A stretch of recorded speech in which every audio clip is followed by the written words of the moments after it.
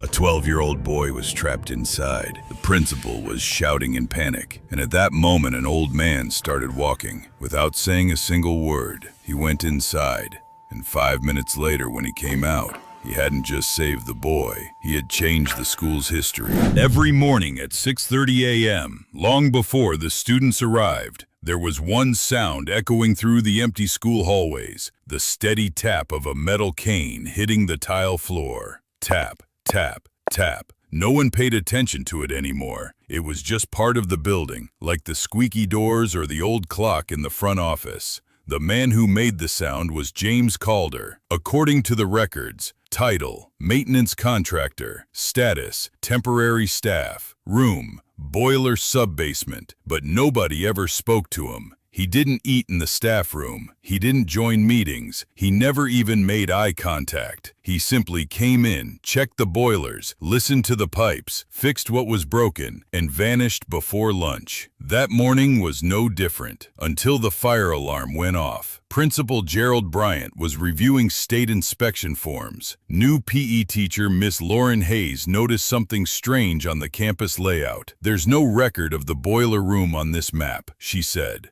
Bryant shrugged. "There's a guy down there, James Calder, been coming here for a decade, was here before I was, keeps to himself, no trouble." Lauren raised an eyebrow. "You ever talk to him?" Bryant chuckled. "Some people choose to be invisible. We let them." At 11:17 a.m., the fire alarm screamed through the hallways. At first, everyone assumed it was a drill, but the sharp scent of smoke quickly ended that theory. Bryant grabbed the megaphone. "Evacuate the building. Check your rosters. Who's missing?" In the chaos, the name was called out. Noah Demers, 12 years old, asthma patient, missing, last seen near the library staircase. The firefighters were 10 minutes out. Teachers stood frozen. No one moved. That's when James Calder slowly removed his gloves, unzipped his work jacket, and as he pulled it aside, his shirt collar shifted, revealing something faded but unmistakable. A tattoo, a Navy SEAL trident, inked deep on his shoulder and up to his neck, sun-bleached, weathered by time.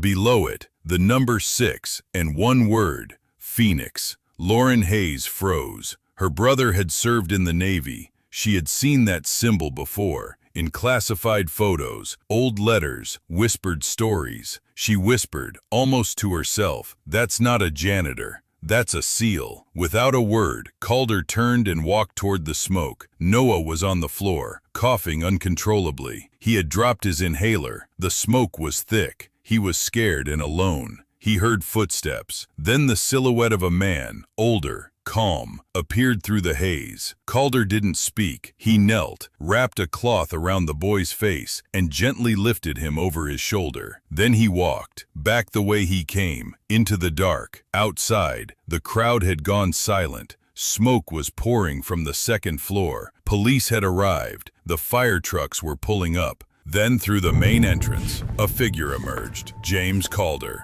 walking steadily, cradling Noah on his back. His eyes forward, his pace slow and exact, like someone who had done this before, many times. The school's security guard muttered, "That's some Delta Force ST right there." Noah was handed off to the paramedics, still clutching Calder's sleeve. "Who are you?" the boy asked.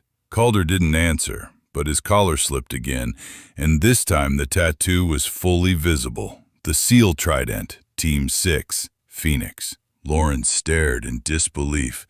Only a handful of people had ever heard of Operation Phoenix, a black ops deployment long denied by the government, and yet here was a man who wore its mark openly in a school basement. That night, Lauren stayed late. She searched every archive she could access, military awards, declassified missions, veterans forums.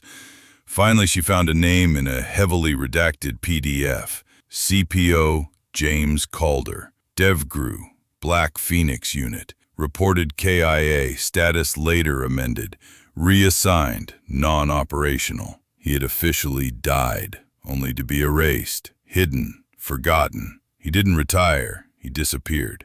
The next morning, Principal Bryant visited the boiler room.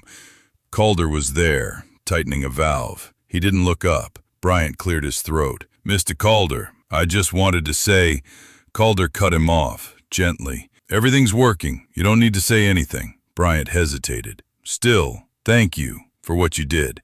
And everything you never said. Calder gave a small nod. Not everything needs words. Some things just need to be done. 2 weeks later, something changed, quietly, without an announcement. A new brass plaque was mounted outside the boiler room, Calder Maintenance Room, in honor of a man who acted without applause and walked without fear. Students passed that hallway a little slower after that. Some nodded, some didn't, but all of them remembered the silence and what it meant. One cold morning, James Calder didn't show up. No notice, no resignation, no goodbye. Months later, a cardboard box was found at the school's front door, addressed to Ms. Hayes. Inside, a faded seal trident patch, a worn ID card, and a folded note. You didn't need to know who I was. You just needed to see how I moved. Some men don't need medals, or parades, or fame. Some just walk into fire and carry others out. James Calder never raised his voice. He never told his story. But the day he walked out of that burning hallway, he rewrote the meaning of courage.